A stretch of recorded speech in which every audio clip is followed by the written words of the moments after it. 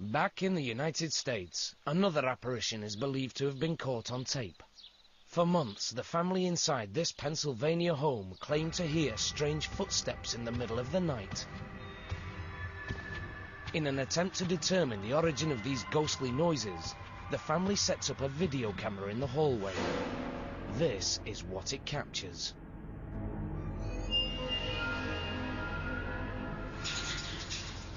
Watch as the glowing shape floats down the corridor, then appears to enter a doorway. What is this phantom menace? Edgar Harris believes that it is the arm of his dead mother who once lived in the house. She had a tendency to get up and wander at night, so that's probably what she's doing now. She's wandering around. Why does it seem that his mother is haunting their home? Well, Edgar thinks she's become the guardian spirit of her great-grandson who now lives there. I think she comes and watches him when he's in his cradle at night and just watches over everybody in the house. Is this really a gentle spirit from beyond? For Edgar, the videotape speaks for itself. But this mystifying footage pales in comparison to what has been captured here, in Greencastle, Indiana. This weird tale begins with these two men, Guy Winters and Terry Lambert. For years, Guy and Terry have heard rumours about a haunted mansion on the outskirts of town. People would see the ghost of a female, an apparition that would drift down the lane that led to this old house. Intrigued, the men decide to investigate the deserted house with their own cameras. This is the actual videotape from that unforgettable night. Storms going, lightning crashing. Lightning like I've never seen. It was like dripping plastic out of the sky. Really strange. And in the clump of trees there was this big two-story old brick mansion, abandoned, kind of dilapidated looking. Unaware of what awaits them, Guy and Terry go inside. Everything throwing shadows through the house, so it was pretty eerie. And basically, we took a series of pictures all through the house, the upstairs, downstairs, stairwells. Terry claims that he then ventured back outside to take more photos. I took a series of 3 pictures of an upstairs window. And after I took that series of pictures, I went around to the back of the home, and I took a picture of a doorway. Still in the house, Guy continues his investigation. But suddenly, he feels that he is no longer alone. I felt this presence come over me, and the smell was like sulfur and roses. Real strong smell. You hear that? Heartbeat. Bump, bump, bump, bump. And this heartbeat was in my head, but it wasn't my own heartbeat. I really felt like I was dying. This feeling of anxiety was just overwhelming. And I was afraid I wasn't going to make it out of there. Guy and Terry run from the house, afraid to stop until they reach the safety of their van. But this ghost story is far from over. When Terry develops the film from his still camera, he's shocked by what he sees. 3 consecutive pictures of what appears to be a woman glowing in a pink light, floating in the second-story window. Another pink shape is captured at the back door. Pretty much, it blew me away, I have to say. I've never seen anything like that on film. Could this be the ghost of Greencastle, or merely a photographic abnormality? To find out, Guy and Terry showed the pictures to their friend, photo expert Mick Orman. What is in the picture came from the negatives. It's very interesting and a little unnerving. Next, these mysterious images were analysed by a computer graphics expert, Sean Dempsey. It's during Sean's high-tech examination that the photograph reveals another startling secret. And then I tried something called bas relief, which basically takes the light and dark parts of the picture and emphasizes them. And I got the creepiest thing from this one photo. Her face, and I don't know how else to describe describe it, but that to me just looks like a skull. I've got to be honest, it's either a real photo of a ghost or it was done with a photographic technique that I don't know about. With experts at a loss for answers, Guy and Terry have their own theory. They now believe they've photographed a real ghost. But if it's true, then whose spirit is it? Guy believes that the Pink Lady is a woman who lived and died here in the early 20th century. Her name? Irene O'Hare, the same name that they found scratched onto one of the bedroom walls. Guy and Terry make more trips to the mansion, but the ghost of Greencastle does not reappear. However, the men capture two other images that are just as difficult to explain. The first is this photograph of what appears to be a woman in a flowing gown. Due to her intense colour, she is known as the Gold Ghost. The second strange event occurs while Guy takes pictures of the mansion. Suddenly, three cloud-like shapes fly by. Is this merely fog or some type of mist? If so, it would need a strong breeze to travel this fast. But Guy's clothes and hair never move, indicating that no wind is blowing. Unfortunately, these and other questions may never be answered, because the mansion was destroyed to make way for this cornfield. But the memories of the Greencastle mansion live on with Guy and Terry, who may have done the unthinkable. Captured images of visitors from the other side. What awakened me was a smell, a very distinctive smell. It was the body smell of my mother, who had died 9 years ago. It came and it passed through my body. And as it passed through my body, I felt this incredible sense of joy, release of all worry, tension. I could feel the air in my ear. I could feel like a vapor going into my ear. She was trying to tell me something. And I screamed. I mean, I screamed because I was so terrified.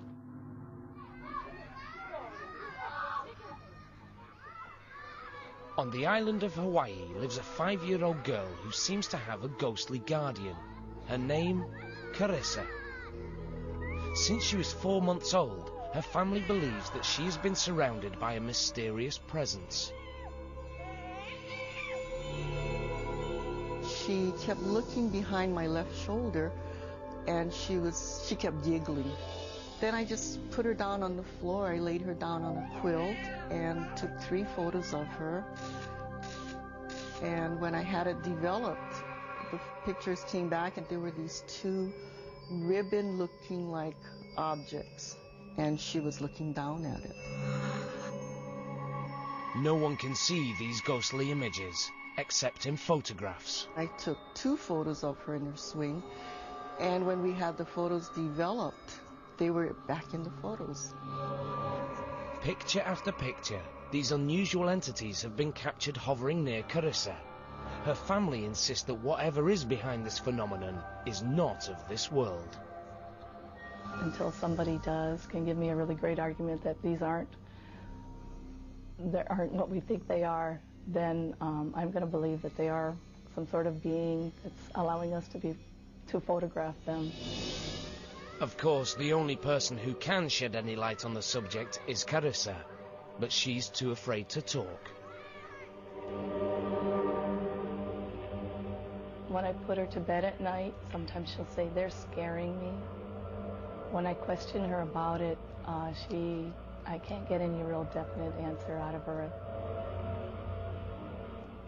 So for now, Carissa's family says that all they can do is accept these unusual visitors. What we're seeing in the photos, it's just saying, we're here, we're a part of your world. You have to trust and believe in us too. And just because you can't see us with your eyes doesn't mean that we don't exist. Carissa's story is strangely similar to the film The Sixth Sense. You know the accident up there? Yeah. Someone got hurt. They did? A lady. She broke her neck. Oh my God, but you can see her? Yes. Where is she? Standing next to my window. In this frightening film, an 8-year-old boy named Cole can see ghosts. Baby, why are you shaking? But his mother can see nothing. Cole, what's wrong? That is, until she examines photographs of her son. It's then that she realizes in each photo, Cole is seen with a mysterious light, apparitions from another dimension. I want to tell you my secret now. I see dead people walking around like regular people. For millions, this is pure entertainment. But for one 6-year-old boy, this big screen ghost story is all too real. His name is Justin Quinn. Like Carissa and the boy in The Sixth Sense, his baby pictures revealed him to be surrounded by unexplained white lights. But as Justin grew older, these ghostly images took on a more human form. The first experience that I remember was him saying that he saw a man standing in the doorway of his room.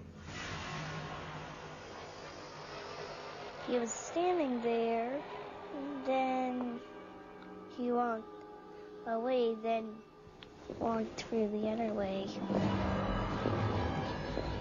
Justin also claims to have been visited by a second apparition, that of a young girl. I didn't say anything. I was just scared and going under my covers and peeking under, and then it's still there. And she's coming closer and closer and closer and closer. James Van Praagh, world-renowned medium and best-selling author of Talking to Heaven, visits the Quinns' Connecticut home in an attempt to make contact with the ghosts.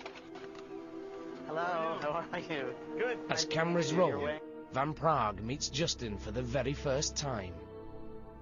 Hi, Justin. How are you? Good. When I first walked into this house, I felt definitely a denseness to it, a denseness of the energy in the house.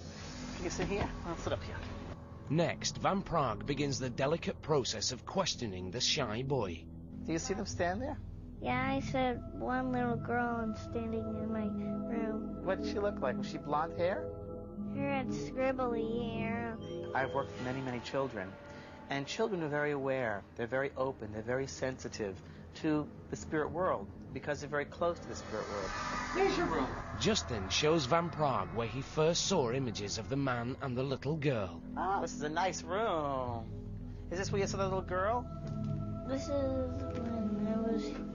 You were here. And were you sleeping or were you awake? Awake. You were awake. Every single time I'm awake. Next, they move to the basement, where Justin also claims to have seen the two apparitions. Are they in that room there? They're in the closet hiding. What do you think she likes to play in here? The toys.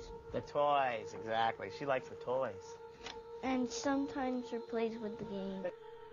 Why would these spirits be haunting this otherwise happy home? During Van Praagh's investigation, he senses what could be the answer. I have a feeling that around this area, this location, was a place where there were gallows. And that might sound very, very strange, but a place where there were people that were killed. After an hour with the boy, Van Praagh comes to a shocking conclusion. Justin has been seeing ghosts. Van Praagh knows, because he believes he's seen them too. Back in the kitchen, he explains his psychic vision to Justin's mother. I just tuned in to see what was going on. What I picked up was, I picked up two girls. I picked up also one with long blonde hair, similar to yours but lighter. Okay. And I picked up there was a man holding their hands. And the man I picked up, it was very interesting because it felt like a father figure to me. And I saw a very long, drawn face. His cheeks are much thinner. Yeah. Van Praagh describes the spirits to a police sketch artist. Scariest believes that it is the arm of his dead mother who once lived in the house. She had a tendency to get up and wander at night, so that's probably what she's doing now. She's wandering around. Why does it seem that his mother is haunting their home? Well, Edgar thinks she's become the guardian spirit of her great-grandson, who now lives there. I think she comes and watches him when he's in his cradle at night and just watches over everybody in the house.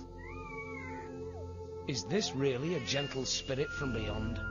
For Edgar, the videotape speaks for itself. Video camera in the hallway. This is what it captures.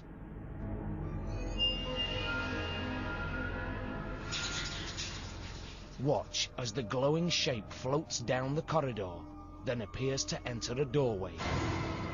What is this phantom menace? Edgar Harris. Back in the United States, another apparition is believed to have been caught on tape. For months, the family inside this Pennsylvania home claimed to hear strange footsteps in the middle of the night. In an attempt to determine the origin of these ghostly noises, the family sets up a video. But this mystifying footage pales in comparison to what has been captured here, in Greencastle, Indiana. This weird tale begins with these two men, Guy Winters and Terry Lambert. For years, Guy and Terry have heard rumours about